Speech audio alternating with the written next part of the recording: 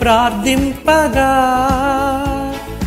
వర్షము పంపితివి. ఏలియా ప్రార్థింపగా వర్షము పంపితివి. ఎలీషా ప్రార్థింపగా నీటిని మార్చితివి. ఎలీషా ప్రార్థింపగా నీటిని మార్చితివి. ప్రార్థన ఆలకించువాడా, నా ప్రార్థన ఆలకించుమా. నీ సన్నిధిలో ప్రార్థింతుము, నా ప్రార్థన ఆలకించుమా. ప్రార్థన ఆలకించువాడా. అపోస్తలుడైన పౌలు కొలస్సీ సంఘానికి ఉత్తరం రాస్తూ సంఘంలో ఉన్న ఒక ప్రార్థనా పరుని గురించిన సాక్ష్యాన్ని అపోస్తలుడైన పౌలు ఇక్కడ తెలియజేస్తున్నాడు. మీలో ఒక్కడే, కానీ అతడు ప్రార్థనా పరుడు. ఈనాటి సంఘంలో చాలా రకరకాల మనస్తత్వాలు గలవారు ఉంటారు. అందరూ సంఘానికి మేలుకరంగా ఉండరు. కొంతమంది బరువుగా ఉంటారు, కొంతమంది దీవెనకరంగా ఉంటారు. ఆనాటి కొలస్సీ సంఘానికి ఒక దీవెనకరమైన వ్యక్తిగా ఈ వ్యక్తి కనిపిస్తున్నాడు. ఈయన పేరు ఎపఫ్రా. ఎపఫ్రా అంటే ప్రియమైన వాడు అని అర్థం.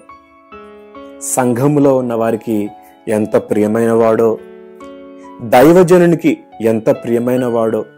ఎందుకు ఇంత ప్రియమైన వాడు అంటే అతని సాక్ష్యము అతని ప్రియమైన వానిగా చేసింది. ఈరోజు ప్రశ్న, జీవము గల దేవుని సంఘములో ఉన్న ఓ సహోదరుడా, ఓ సహోదరి, నీవు దేవుని సంఘములో ప్రియమైన వానిగా ఉన్నావా? దేవునికి దైవజనునికి ప్రియమైన వానిగా ఉన్నావా? మన సాక్ష్యం ఏ విధంగా ఉంది? నేను ఒక్కటి చెప్పగలను, మనం ఆశీర్వాదకరంగా ఉంటే ఖచ్చితంగా మనం ప్రియమైన వారిగా ఉంటాం. ఇక్కడ ఎపఫ్రా ప్రియమైన వాడు. అతడు ప్రార్థనలో పోరాడుచున్నాడన్న మాట చూస్తాం. దేవుని సంఘం కొరకు ప్రార్థన చేసేవాడు, దేవుని సంఘం కొరకు విజ్ఞాపన చేసేవాడు. మొదటి మాట, సంఘంలో ఉన్న ప్రతి విశ్వాసి సంపూర్ణులుగా ఉండాలని ప్రార్థన చేస్తున్నాడు. రెండవది, ప్రతి విషయంలో దేవుని చిత్తమును గూర్చిన సంపూర్ణ నిశ్చయిత గల వారిగా ఉండాలని. ఆ తర్వాత మూడవదిగా, నిలకడగా ఉండాలని అతడు ప్రార్థన చేస్తున్నాడు. కేవలం ప్రార్థన మాత్రమే కాదు, ప్రార్థనలో పోరాడుతున్నాడు. ప్రతి విశ్వాసి కొరకు ప్రార్థన చేసేవాడండి. ఆ తర్వాత వచనంలో మనం చూస్తే, అతడు మీ కొరకును లవోదికీయ వారి కొరకును. ఏమండి, ఇతని హృదయం ఎంత విశాలమైందో చూడండి, ఇతని దర్శనం ఎంత విశాలమైందో చూడండి. కేవలం తన కొరకు, తన కుటుంబం కొరకు మాత్రమే కాదు, తాను సంఘములో ఉన్న వారందరి కొరకు ప్రార్థన చేస్తున్నాడు. అంతేకాదు, ఇతడు లవోదికీయ వారి కొరకు ప్రార్థన చేస్తున్నాడు, హియెరాపోలి వారి కొరకు బహు ప్రయాసపడుతున్నాడు అని కూడా మనం చూస్తున్నాం. ప్రయాసపడుతున్నవాడు, ప్రార్థన చేస్తున్నవాడు, ఇంత భారము కలిగిన వాడు సంఘాన్ని ప్రార్థనలో ప్రభు దగ్గరకు తీసుకొస్తున్నాడు. ఈ ఉదయకాలము ప్రార్థన చేస్తున్న సోదరుడా, సోదరి, నీవు నీ కొరకే ప్రార్థన చేస్తున్నావా?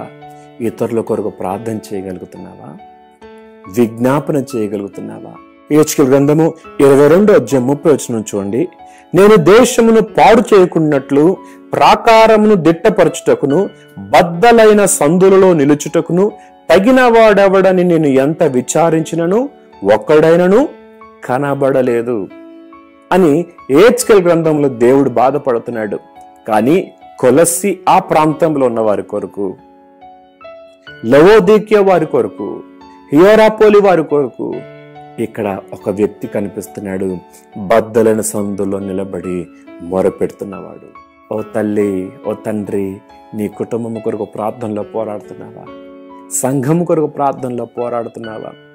చాలా మంది సంఘంలో అది లేదే, ఇది లేదే, అలా చేస్తున్నారేంటి, ఇలా చేస్తున్నారని చెప్పేవాళ్ళు చాలా మంది ఉంటారు. కానీ ప్రార్థన చేసేవారు చాలా తక్కువ మంది ఉంటారు.